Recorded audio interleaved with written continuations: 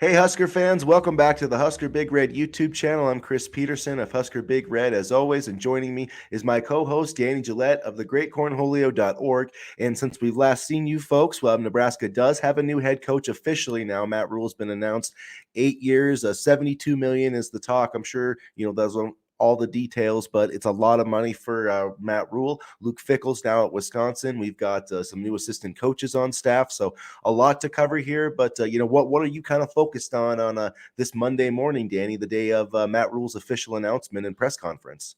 All the rumors that we've heard over the last month are over. I'm very happy about that. No more of these sources and that sources and this guy and that guy. Finally have a new head coach. It's Matt Rhule, and I'm very excited. His press conference, like you said, is today, and I'm very interested to see who the rest of his assistants are going to be. And so I'm very excited. I think, Rhule is a guy with a track record of building programs, and that's exactly what Nebraska needs. Is he, I kind of like this analogy. Is he the Ferrari or Lamborghini? No. But is he the dependable Toyota Corolla that you can use for 10 years before it, goes bad on you? Yeah. So I would rather have the Toyota Corolla for the type of rebuild that Nebraska is definitely going to have to undergo. Yeah, and I think, obviously, the Luke Fickle news dropped yesterday, and that was a shocker. I was surprised that he left Cincinnati for Wisconsin, but that doesn't, yeah, Nebraska, I think, did talk to him, but to me, it seems like they wanted Matt Rhule. That was their number one choice because, if it's only, I mean, it sounds like Luke Fickle took less money to go to Wisconsin than Matt Rhule's got. So, I mean, I just don't.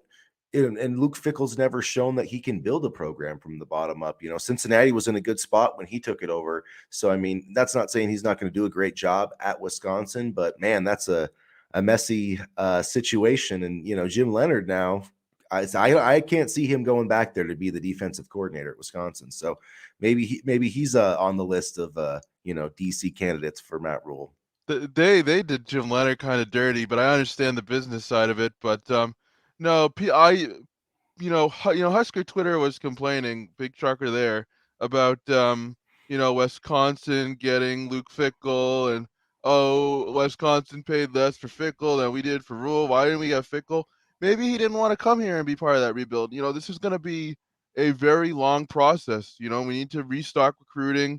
We need to, build connections in the state again. We started doing a good job of it last year, but we need to continue to build those connections, maybe build pipelines into Texas. So this isn't a job for somebody that, doesn't want to do this. This is a job for somebody who can develop talent, who wants to be here for the long haul, who can see this program back to at least a winning season. I won't even say former glory, just a winning season would be nice. So it could be as simple as he didn't want to come here. I'm sure, Trev and the search agency that they use for the coaches kicked the tires on Fickle, and you know I'm still happy with the Rule hire. I mean, maybe Fickle just didn't want to come here and be a part of that rebuild, and like you said, he's never really been a part of one, even when he was the interim head coach for Ohio State back in the day. I mean, that was still Ohio State. Granted, they had a ton of sanctions, but you know, Wisconsin, I think, is going to be his first really big test.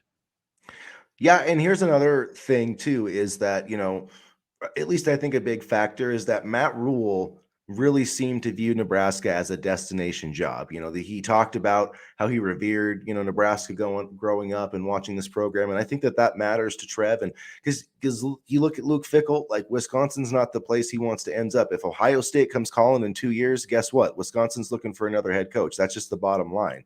And I bet if you look at his contract, I bet you almost anything when the fine print comes out, he's going to have a lesser buyout for Ohio State or something than he is for anywhere else. And coaches do that kind of thing all the time. And that's so with Matt Rhule, you don't have to worry about Ohio State coming to call, if they decide to fire Ryan Day after another loss to Michigan, you don't have to worry about that. Or if Ryan Day goes to the NFL, I mean, you don't have to worry about, oh, here, I mean, think about 3 years down the line, and Fickle comes here and wins 8-9 games, and then boom, Ohio State's open and he's gone, and we're back, to square one. That Rhule, that's not going to happen. I don't think he's going to go back to the NFL. I mean, maybe in 10 years or so, if he's had a really, really successful run at Nebraska. But I mean, he's going to have to be known as one of the best coaches in college football. And that's going to take, honestly, winning a conference championship at Nebraska. So, I mean, yeah, if he does that, I'll wave him goodbye to the NFL. But I really don't think, that's like a super, down the road prediction. I just don't see that happening. I think he's realized that, like Steve Spurrier and Saban and some of these other guys, he's better in the college game. And I just think that the way this guy can connect with people and that the culture that he is going to build at Nebraska, I think it's going to be something that everybody's going to be proud of. And I'm not going to say the wins are going to happen overnight, but eventually, this program is going to resemble something that we can all be proud of. It doesn't have to be a national championship contender, but it's going to be a consistent winner. That's my prediction under Matt Rhule. I was gonna say if Ohio State loses to Michigan, Michigan again, the fans might run Ryan Day out of town. Really, So, they're trying to already. They were uh, chanting Urban yeah, Meyer. So I mean, it's I a mean tough gig. that's nuts to me. I would kill to win 8 games, never mind 11-1, still in the mix for the college football playoff, and yet they want to run Ryan Day out of town. I mean, yes, I know he hasn't won anything, but still, I mean, I would I would kill for that success. I would kill for a bowl game. I would just You be happy for anything. But no, got I to be agree. careful what you wish for. Nebraska's learned that lesson the hard way. Yeah, a little bit. And so, yeah, no, listening to Matt Rule's interview on College Game Day, like you said, he said he wanted it. He revered Nebraska. He appreciated the, you know, search that Trev and the university put on, and um, one thing that that's really stuck out to me during the past couple days is his ability to develop. He uses that as his calling card, and that's something that Nebraska needs desperately. They desperately need to develop, and they desperately need to recruit. And I thought back to a conversation that you and I had a couple weeks ago where, Jim Harbaugh, he doesn't always get the 5-star kids, but he can develop the 3-star kids and make them really successful. And I think, I'm not calling Matt Rhule the next Jim Harbaugh, but I think he has that same kind of development mentality that Harbaugh does. And, you know, like I've and I've always said this, you can have 5-star kids all across the board, but if you don't know how to use them properly, then, they're not going to do much for you. If you have 3-star kids, but you can develop them, I mean, some of the best, 3-star linemen are in the NFL right now. So, I mean, it's all about development, and I really love that that is one of his calling cards. And, you know, we've seen so much bad development over the past couple of seasons that, I mean, any track record of good development is okay by me. Yeah, and I know that Matt Rule's recruiting classes were like the lower 30s and at Baylor, but Baylor wasn't an easy place to recruit. I know people want to throw out, oh, he didn't win any ranked games in 3 years at Baylor. Well, the first year they were 1-11, so I mean, come on. The next year they were 7-6, and then the year after they still won 11 games. And if he had stayed there, I'm sure he would have some ranked wins. So it's like, it's kind of arbitrary. I remember people used to rip Jim Harbaugh for his record against top 10 teams, like 2-14 against top 10 teams or whatever. Well, that's not an issue now, is it? So I mean, I just feel like those stats are arbitrary, and it's like, dude, I don't care about ranked wins. I want Nebraska to win like 7-8 games here. I Yeah. mean, like, let's be realistic, and we can worry about, yeah, if Matt Rhule is sitting here in 5 years and he hasn't beaten a ranked team, then yes, that's going to be a problem. But let's not, look back at it's just, I hate these apples to oranges Yeah. comparisons that people are trying to throw out. But I think, yeah, he's taken a lot of 3-star players and developed them. And, it's like, look at Ernest Hausmann. I mean, that guy is a 3-star recruit, and look at how he's playing immediately. So if you have an Very eye for, well. yeah, and if you have coaches that have an eye for talent, I mean, there's tons of players out there like that. There's just tons of them. And, we've seen, Wisconsin has been a great, example of this, not recently, but they used to be able to they didn't get a ton of high rated recruits, and they developed a lot of those guys for the NFL. And Jim Leonard, has had a lot of, effort in doing that. And so, Matt Rhule, I believe, is going to have that same ability. And I think he's got coaches who, can do that type of stuff. And we've already seen some of those guys hired, but I think the big question that everybody's asking, that everybody wants to know, is what's going to happen with Mickey Joseph. I think we're going to find out a lot today, if he's at the press conference or not, or, if he's kind of backing up Matt Rhule, so to speak, then I think we can, anticipate he's going to be on the staff. But I mean, he wants to get paid like a top assistant in college football, and I don't blame him. I think wherever he goes next season, he's going to be making $1 million. So Nebraska, I think, should step up and make the move and keep him. But what do you think about Mickey staying? I could see him staying if he gets a better job offer.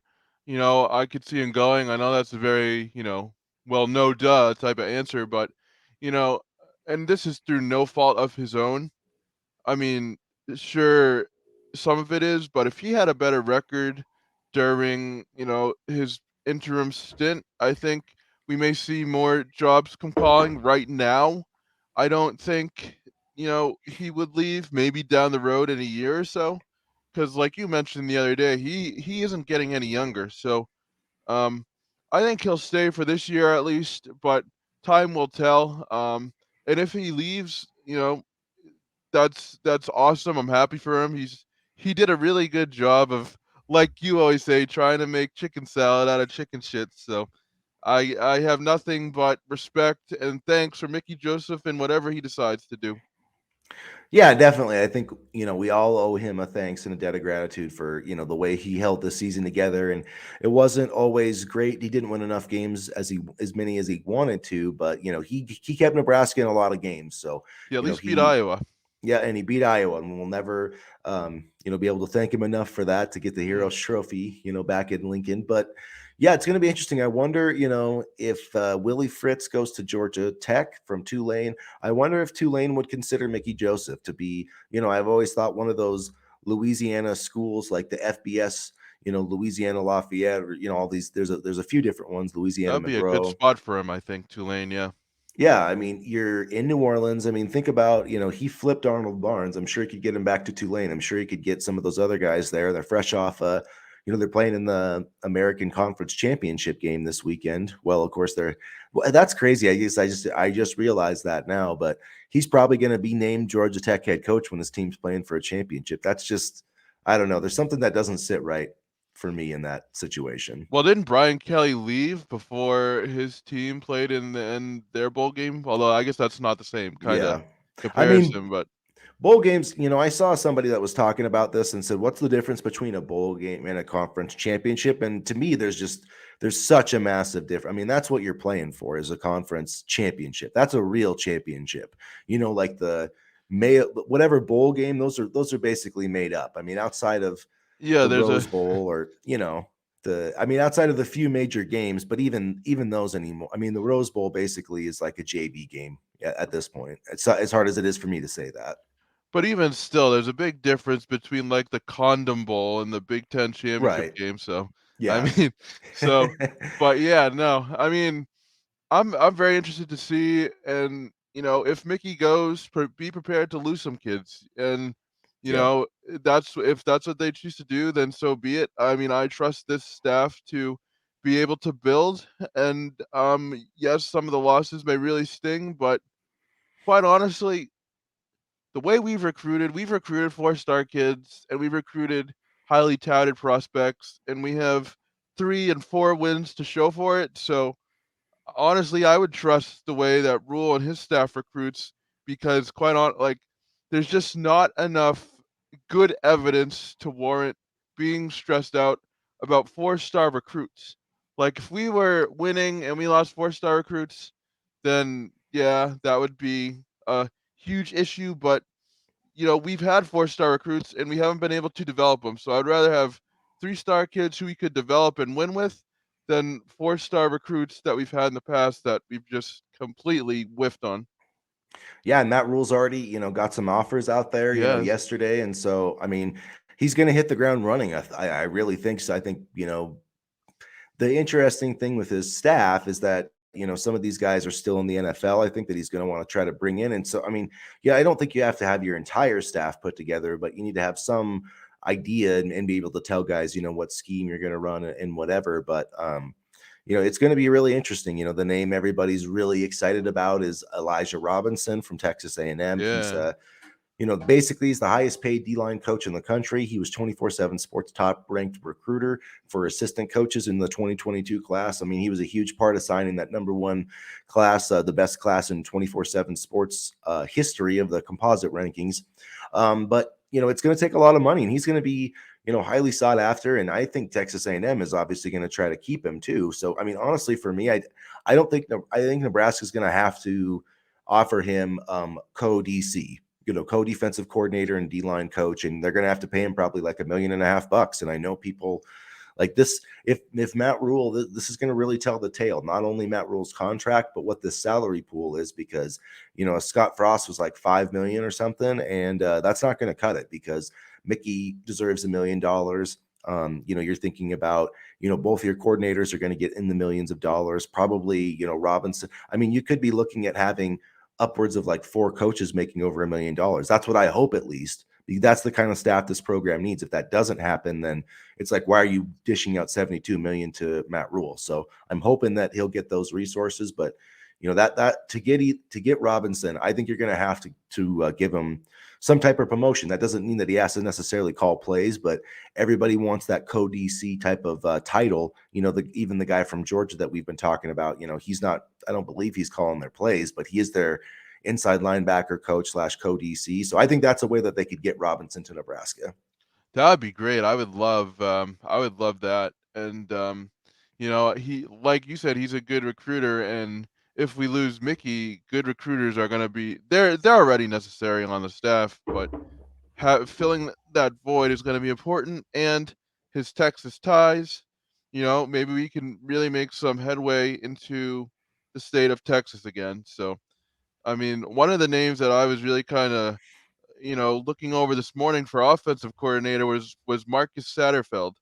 Mm-hmm. He worked with Matt Rhule. Let me just check my notes here. He worked with Matt Rhule at Temple, and he was the offensive coordinator, quarterbacks coach in 2013, 2014.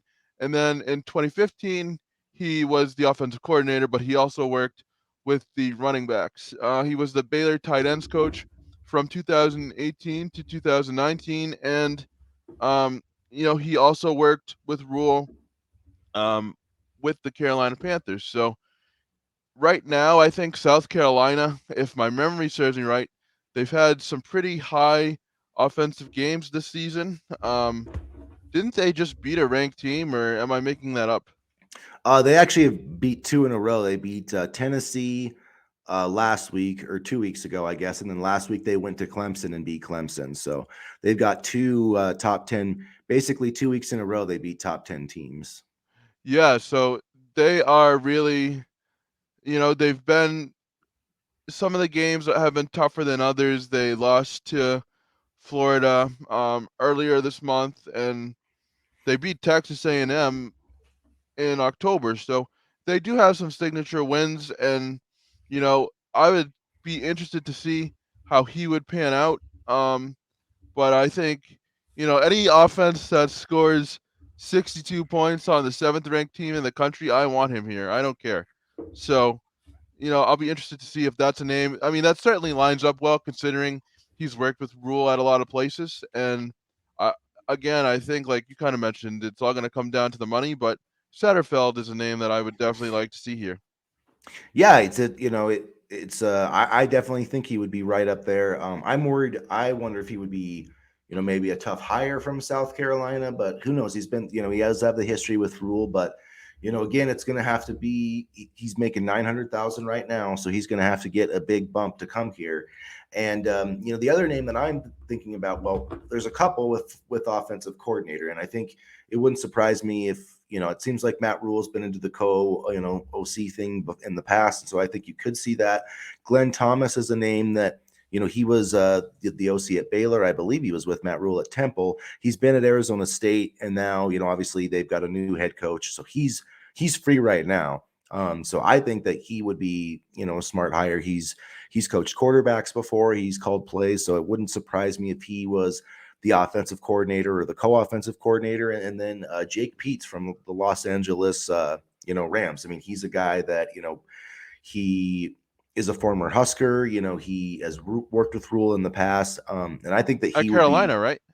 Yep, he worked with him at Carolina. Yep, and then he went to LSU after that, and then he went to the Rams. He's like a special offensive assistant or whatever there. So I mean, I feel like if you could get Pete's back here, Nebraska, and then team him up with Thomas, I feel like that would be a really great kind of pairing. And Pete's could maybe coach quarterbacks and be like the passing game coordinator or whatever, and Thomas could call the plays. But that's the thing too, is like what the guy like Pete's who's probably making, he made 1.3 million at LSU. So he's probably making 1.5 million with the Rams. So I mean, you're gonna have to pay this guy a lot of money.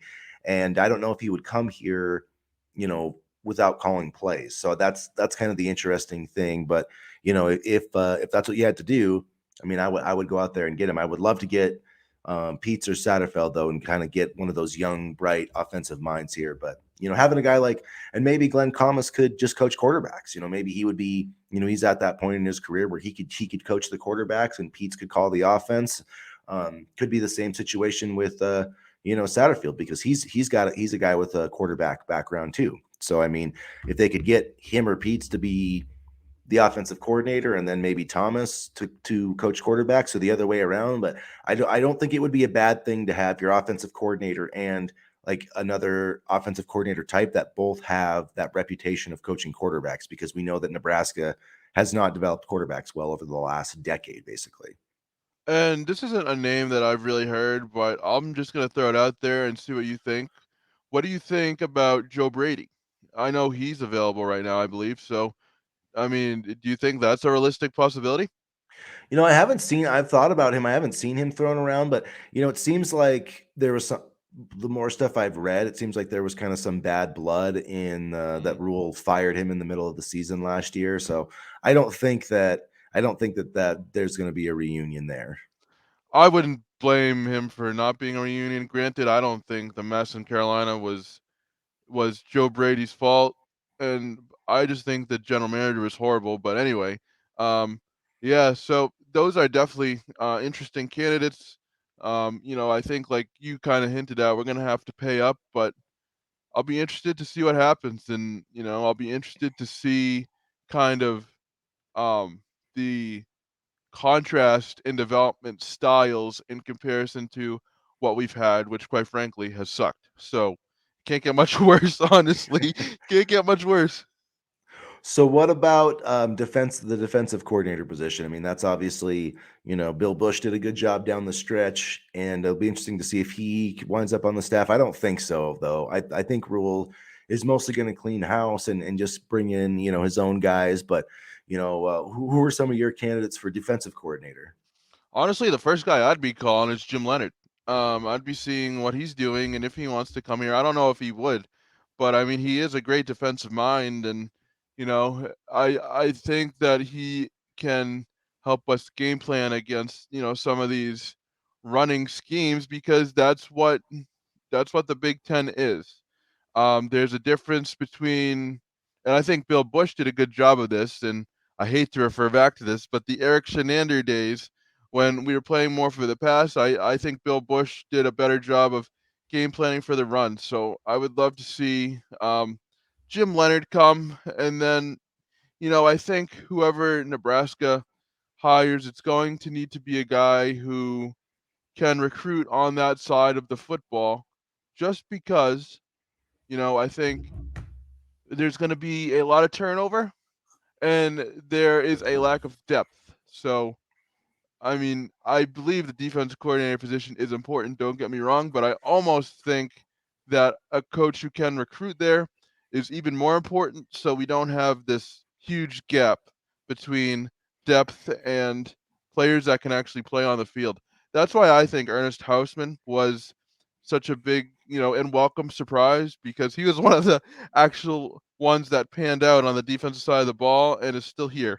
That's the other thing, is still here. So, Yeah, that's why I really think that it would be, they need to throw out some of these co-defensive coordinator off, because I think Phil Snow is the guy that everybody's talked about as they believe he's going to be. I mean, I he's don't been really Matt. like him, to be honest with you, but Well, I mean, he's been Matt Rule's defensive coordinator at Carolina, at Baylor, at Temple. Coming from the NFL.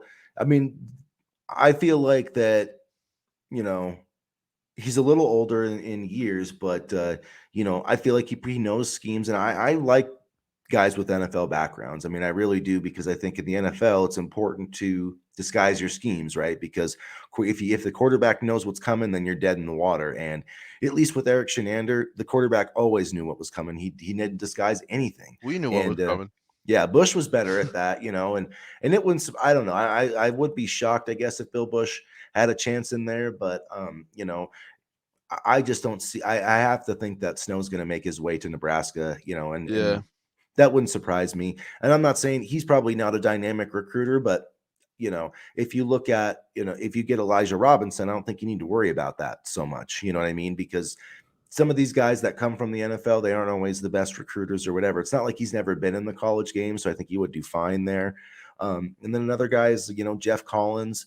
He, just got fired at Georgia Tech. I don't know if he would want to come here as less than a defensive coordinator, but he would be a great guy to get on staff. And then, Yeah. their quarterback that just hit the transfer portal, maybe he would come to Nebraska because, if Casey Thompson isn't coming back, this team absolutely has to get, a quarterback from the transfer portal. There's not a starter on this roster.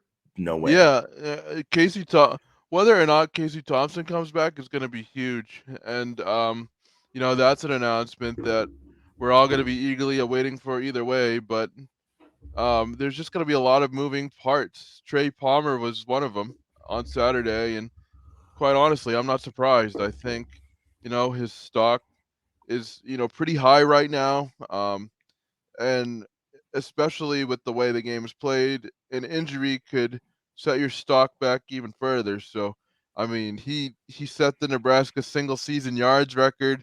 I mean, what more can he do? So, I'm sad that he went to the NFL, not because I don't think he's ready, but because I just wanted to see him play a little bit more. But I'm happy for him, and you know, it's so funny to me that you know Nebraska in past years, and granted, the transfer portal has really only picked up in the past couple of years, but we were able to land two wide receivers in Samori Toure and Trey Palmer right from the transfer portal that have been able to make an impact. And then Samori's in the NFL, and I think Trey will be there too. And it's just a testament to, hey, at least we can develop some wide receivers enough so that they can go to the NFL. Yeah, I do worry about Trey Palmer. I worry if that is a sign that Mickey's not going to come back. That's what I I don't was wondering.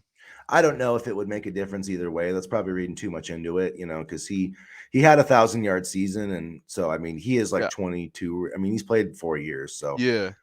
it is what it is. I think the bigger question for me on the roster, yes, Casey Thompson and then Garrett Nelson.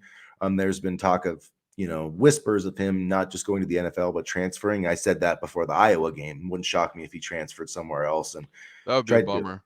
Yeah, so I mean, that would be, if I was Matt Rhule, that would be, my first people I would meet with, honestly, is Nelson and Casey Thompson and try to keep them here. But there's going to be a big turnover on this roster. I mean, that people just need to realize that. But I mean, it's crazy with all the guys entering into the transfer portal. I mean, Jeff Sims from Georgia Tech, but there's a bunch. I mean, Alabama guys, A&M's lost a bunch of guys. So if you talk about A&M's like, a mess. yeah, but if you talk about Elijah Robb, but that's the thing is if you have you know you sign the number one class and then a bunch of those kids don't play and you have a 5-7 season, what did you think was going to happen? You know what I mean? It's like eventually you're going to have kids that if every single kid that you sign in your class is a top 100 or top 200 kid, they're not all going to start, right? There's only so many starting spots, and they're not going to sit there and wait for 2 years to play. They just aren't.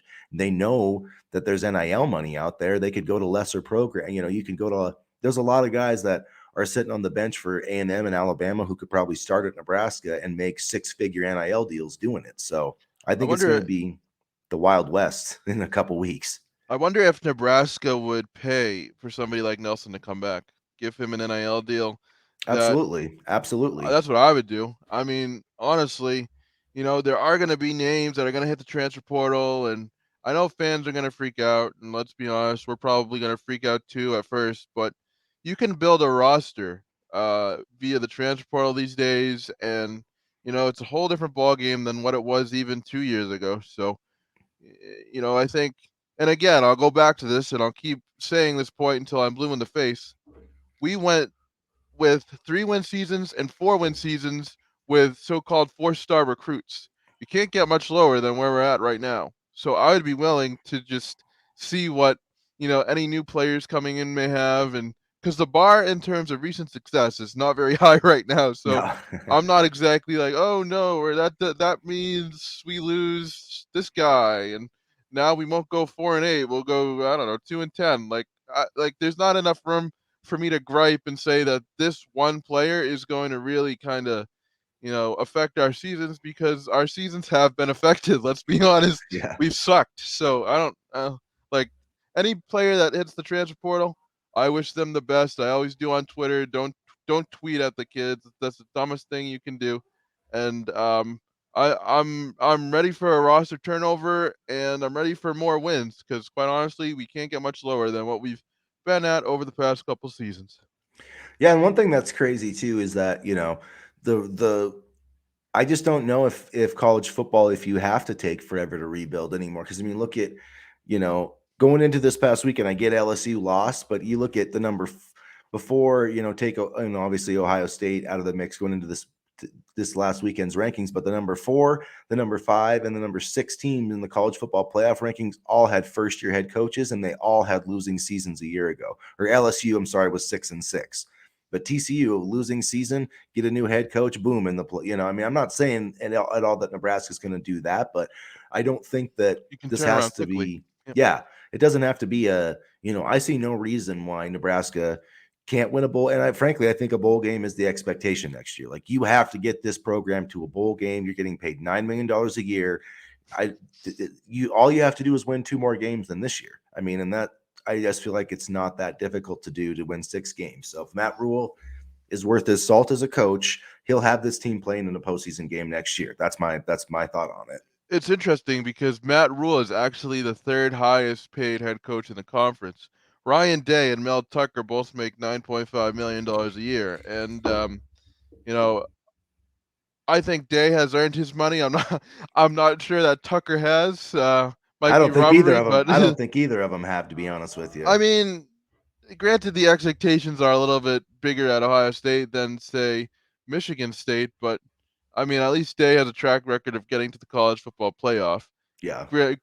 Granted, his team did not look ready to go against Michigan, and that's a sin. But I mean, at least Day has college football playoff success, and he's made it to the national championship game.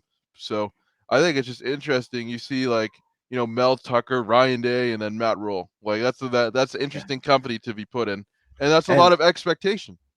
yeah, but it's interesting too because, within a couple of years, because Jim Harbaugh is going to get a new deal. James Franklin's pretty high up there too. And then, all these other guys, it's just so the numbers are gaudy now, but they're not going to be in a couple of years. That's just the going rate that you have to pay for coaches. And we'll see what the final number, I've heard that it might not be 9 million a year. That might be with buyouts. And these are complex contracts, and so I don't, we said this last week, but I don't know why people care so much about it. Yeah, It's like, just, yeah, I hope that Trev is going to pay a bunch of guys a crap ton of money on the staff too. So I mean, like this, we might have, in Rule 70 million, and hopefully $7 million, in the assistant side of thing. But yeah, we might have a staff that's making like $10 million a year, and or $11 million a year or whatever. And you know what? I'm absolutely okay with that, because if you want to compete with Ohio State and Michigan and USC and UCLA, and if you ever want to compete with Alabama, Georgia, and any of these schools, and I'm not saying like beating them, I'm just saying trying to be in the same realm as them, getting into the same games as them, that's what you have to do. I mean, and Nebraska is building a brand new stadium. Like, they've got the resources, they've got the money. Money is not an issue. And I think that's why they were able to get a big time coach like Matt Rhule, because he knows what it takes to win. I mean, I get that he was at Baylor, but he knows what it takes to beat Texas and Oklahoma. And that's what Nebraska has to start doing. They have to start beating the Texas and Oklahoma of their conference, which I get that's not a great comparison with Texas, but you have to beat Michigan and Ohio State and USC, and not all the time, but every once in a while you need to beat those teams. And I think they're going to have a chance within a few years with Matt Rhule, at the helm. you want to look at a team with transfer portal success? Look no further than USC. I mean, Yeah. they've been able to do a really nice job this year, and Caleb Williams had another great game on Saturday. So Gonna I win the mean, Heisman. yeah, absolutely. And And so LSU did a good job in the portal too. they did, and so and that's the other thing. People are like, "Oh, you're gonna pay $9 million for Matt Rhule?" Like, yeah, that's the going rate. That's the going rate, no matter who you get, unless of course you're Luke Fickle now, who's a little bit lower. But if you want a good staff with good assistant coaches, a good head coach, you're gonna have to pay, a lot of money in order to get it. This isn't, this is an era of college football where money is king, and that's reflected in the coaching salaries, all these NIL deals. And I get it sucks to look at sometimes, especially when you look at the quality of some of these coaches, but this is how to play the game these days. Yep, and yeah, it's going to be interesting to see, how things kind of take shape over the next week. And yeah, I'm interested to see who Nebraska targets in the portal, and I think they need to go get a quarterback because it's just my read on. I don't think that Casey Thompson's going to come back. I feel like he's gonna, take his hand at the NFL, and that, I could be wrong. Hopefully, he will, but I'd love to go. When I saw that Jeff Sims kid from Georgia Tech hit the portal, and I know that Matt Rule's got the, ties with Jeff Collins at Baylor, so go get Jeff Collins and go get that Jeff Sims kid because he can play. He's a dual threat, RPO type of guy, which I believe that's what Matt Rhule wants to do, and I think that's the smart thing to do. Yeah. Not that it's not like you have to be a spread team. Like Michigan they can run spread, but they aren't what you'd consider a spread team. You know what I mean? So you can run an NFL type offense with spread principles, but that's what everybody does anymore. So I feel like having a quarterback who can run is a big weapon. And I think you even saw that in the Michigan Ohio State game, and that CJ Stroud can't run, JJ McCarthy can, and he got some big first downs, some big touchdowns. And I just feel like in the red zone and short yardage, having a quarterback who you can give the ball to. I mean, look at the Jalen Hurts last night and the success he's had with the Eagles. I mean, they've missed one fourth and third and fourth and short all year. It's because the quarterback run game, it gives you that extra blocker. And so I really feel like having a guy like Casey Thompson, who I do want back, I'm not saying that, Yeah, but absolutely. I would like to actually get back to having a true dual threat though, and somebody who doesn't have to run all the time, but can run when you need them to. And if we bring Casey back, I want a good line because I think with a good line, Casey would have been a lot better. And you said we might need one quarterback in the portal. I think we might need three quarterbacks in the portal because there isn't a whole lot of development behind. If Casey leaves, there's not a ton of development in the room at all. I mean, we have Harburg and Torres, but I didn't really hear much from them this season, even like their names brought up, and that's not good either. So I think we would need a couple quarterbacks in the portal just to kind of, you know, get the room semi in order. I mean, that's what I thought. Honestly, we were gonna get with Sheva Purdy, but that just never worked out. Yeah, it'll be interesting. I'll be interested to see if Smothers stays or goes. I mean, that's the thing about the coaching staff is, you have to basically say, hey, you're not going to play here anymore and give him the opportunity to transfer. But Chubb is already transferred, so he'd have to sit out a year. That's why, you know, maybe Nebraska can use that rule that USC used where if the guy doesn't play, you can still pay his scholarship. Like Chuba, we'll still pay for you to go to class, but you can't be on the team anymore because you're that bad. So I hope that happens. I don't want to see him on the roster anymore. He sucks. But Eh, yeah, I mean Nebraska, they're looking at Marcus Stokes, which I think that's his name, but he was committed to Florida, and they took his scholarship because he said the N word, I believe is what happened, or tweeted it, something like that. So I don't know. I'll be interested to see if anything happens there. I mean, he's like a top 200 quarterback that's not committed in the 2023 class. I don't know if you want to bring in a kid like that right away, but everybody makes mistakes. I mean, I don't, I do. I'm not a big fan of the cancel culture of you say one dumb thing and you can't play like football for the rest of your life. I mean, I agree. Yeah. there's a pattern of behavior, and then there's 17 and 16-year-olds saying stupid things and being, because I've seen this before, and Oh being yeah. held accountable for the rest of their life. So it's like I'm open-minded to it, but yeah, I think it'll be interesting to see like if William Watson sticks in this class because Mark Whipple ain't going to be here. He's done. I So don't think Watson saved at all if Whipple's gone, because yeah, because Whipple's been trying to recruit Watson since Watson was in like sixth grade. So I think if Whipple's gone, Watson goes. probably it'll just be interesting to see how who Rule kind of prioritizes and talks to, and if they're already looking at that Stokes kid, well, that probably tells you what they think of Watson, which is he's probably not ready to come in here and play right away. And that's frankly what they need, is they need somebody who at least has Division I talent to play right away. And, I kind of really hope that Matt Rhule can build a quarterback room where we don't have to have quarterbacks that can play right away. We can actually let them develop and build. And, like I said, he's hung his hat on development. If they can develop a solid quarterback room, I would love that, because the transfer portal quarterbacks are a nice fix. But if you get a guy that's been in the program for, let's say, 2 years, gets the starting job, already familiar with the system because he's been studying it for the past 2 years, that's definitely an asset as well. I'd love to see a well developed quarterback room. So, do you have any? Have you thought about the offensive line coach? I haven't heard a lot of names about that, but that's going to be a big hire. No, I've only kind of thought about OC and DC, but I mean, offensive line is going to be a huge hire, and I'll be interested to see like when all the names are released. Like, I don't know if it's going to be today or tomorrow or whenever, but I think they're going to have to do due diligence with these offensive line coaches, because we're now on our third coach and the line is still a mess. And I don't envy the new coach that's going to come in, and hopefully he brings some absolute meatheads with him to go on the line so that we can kind of just be better, because what we have right now isn't working, to Yeah, put it nicely. I think they need, Ed Warner is a guy, Oh, he Ohio just State. he coached at Florida Atlantic this last year, and their staff just got fired. But he's been the O-line coach at Notre Dame, Ohio State, Minnesota, Michigan. So I mean, he's coached at a lot of pro. He's not known as a great recruiter, but at the same time, Michigan had a lot of offensive line issues, and he took basically, the same offensive line and in a year turned them into a pretty quality group. So that's the kind of coach that you need. I feel like I guarantee you, he would get Turner Corcoran and Bryce Benhart and these guys playing better. And I'm not saying they would play up to their 4-star status, but he would at least get their asses out of a stance in time to block somebody, for Christ's sake.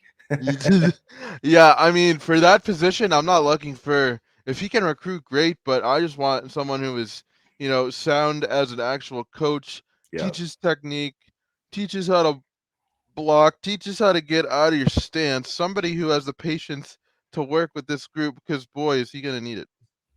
Yeah, I think he would be that's what he's a tactician, and he's not an easy coach. I think he kind of wore out his welcome with the players a little bit, at Michigan, and then he wasn't a great recruiter, and I think that's eventually why he kind of went by the wayside. But he was but people still lamented the fundamentals of the O line for like a year or so after he left, and they're obviously not having any problems now.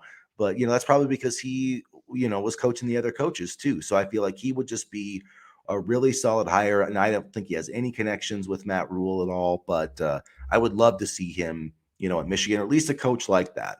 Somebody like you said, who's not a great recruiter. I don't care about that so much, but somebody that's really a tactician and can teach these guys the fundamentals. And Matt Rhule and the other guys can worry about getting them there, and just let him coach them up. Yeah, no, we just need somebody that really knows like sound technique, sound fundamentals, and because this is going to be a big job. I mean, the line has not been good, and I think that's going to be a position for me to watch, not only this off season, but also in the spring. We'll see if any improvements been made in the spring. I know it seems like a far way away, but right now, let's see, April's only what, 5 months away. So I mean, it is coming up, and that's why a lot of these decisions are going to have to be made quickly. And I'll be interested to see what happens. And it starts today at I believe 1:30 my time, or I don't know. It's very early in the morning, so all my time zones are messed up, and I'm sleepy. But this afternoon there will be a Matt Rhule press conference, and I'm excited to see it. I'm excited to welcome the coach in, and I know the Facebook crowd isn't necessarily enthused by this hire, but we'll see. I mean, we can't get much worse, folks. We really can't. So give this guy a chance before you start bagging on him for not even coaching a game yet. He hasn't even been here a week, and there already fans are complaining. But Just give him a chance because I do have confidence in what he can do, and I do think he'll be able to help Nebraska at the very least develop players better. That's one of the first things he said on Saturday on College Game Day, and that was music to my ears. So give him a chance.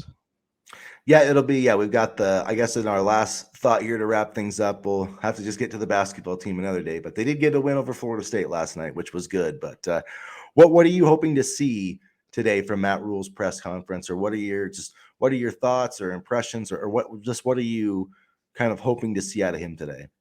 I was ready when he was talking on College Game Day to put my walker through a raw wall and run laps for him. So I was just really excited. He mentioned building and he mentioned developing players as men and stuff like that. Stuff that it may sound corny, but that's how you build a solid foundation for a program.